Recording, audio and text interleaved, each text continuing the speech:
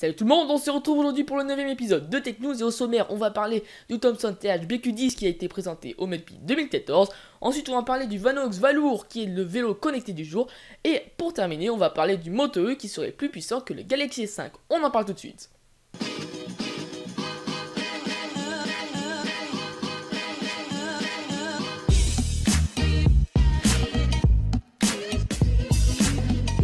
Amis cyclistes, après la tendance des montres connectées, Vanox se lance dans la conception du Vanox Valour.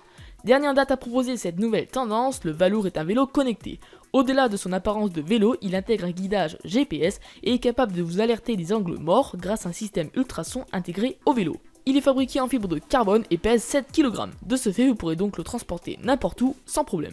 Grâce à sa connectivité, le Valour communique avec votre smartphone, Android ou iOS, sur votre montre connectée, ainsi que sur votre ordinateur pour transférer les données prises avec le vélo, telles que la vitesse, la distance parcourue, le temps écoulé pour effectuer un trajet ou le nombre de calories brûlées. Le Valour vous propose le meilleur itinéraire grâce à un système GPS intégré au guidon. Continuons sur celui-ci, le guidon est muni de LED qui s'allume pour prendre un virage. Le Valour est muni d'un système ultrason qui va détecter un obstacle comme une voiture et qui va par la suite faire vibrer le guidon pour vous alerter. Vanox a monté un projet Kickstarter qui va leur permettre de récolter des fonds pour financer ce projet. Si vous êtes intéressé, le lien est dans la description. Il est donc actuellement en cours de développement mais devrait être attendu pour la fin de l'année et commercialisé aux environs de 700 €. Pour le 8ème épisode de Game Actu, Fresh vous a posé une question. Et cette semaine, voici la mienne. Est-ce que le projet Vanox Valour vous intrigue? Donnez votre réponse au lien qui est dans la description, les résultats seront divulgués sur les réseaux sociaux, puis au prochain épisode. Le Thomson THBQ10 est un mini PC et tablette qui tourne sous deux systèmes d'exploitation. Le premier qui est Windows et le deuxième qui est Android.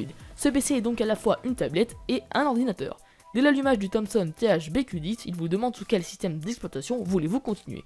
Par exemple, si vous voulez travailler sur la suite Office, car oui, le Thomson THBQ10 est vendu avec la suite Office de Microsoft, vous n'aurez qu'à mettre le clavier et lancer Windows. Et si vous voulez aller sur Android, rien de plus simple, vous redémarrez la tablette et hop, Android est à vous. Après, les premiers problèmes se posent. Tout d'abord un problème de stockage, car nous n'avons que 32 Go d'espace pour les deux systèmes d'exploitation. Donc au final, on se retrouve avec quasiment plus de mémoire, mais vous pouvez quand même rajouter un petit peu de mémoire par une carte microSD. Mais pas de disque dur en y branchant sur le port USB, car celui-ci n'est pas alimenté, c'est-à-dire que vous ne pourrez pas alimenter votre disque dur.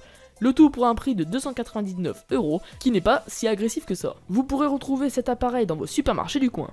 Pour ma part, je pense que ce produit peut se montrer très intéressant pour une famille par exemple qui n'a pas l'utilité d'une grande puissance sur un PC dans la mesure où elle va être amenée à n'effectuer que les tâches bureautiques. Le Dual Boot sous Android apporte le côté multimédia et divertissement, donc on peut facilement imaginer l'utilité pour une personne prenant régulièrement les transports en commun. Donc Windows pour la bureautique, Android pour le divertissement, très bon concept et à un prix attractif. Reste à voir le rapport qualité-prix du dispositif et surtout l'efficacité ou pas du Dual Boot. Que pensez-vous du Thomson THBQ10?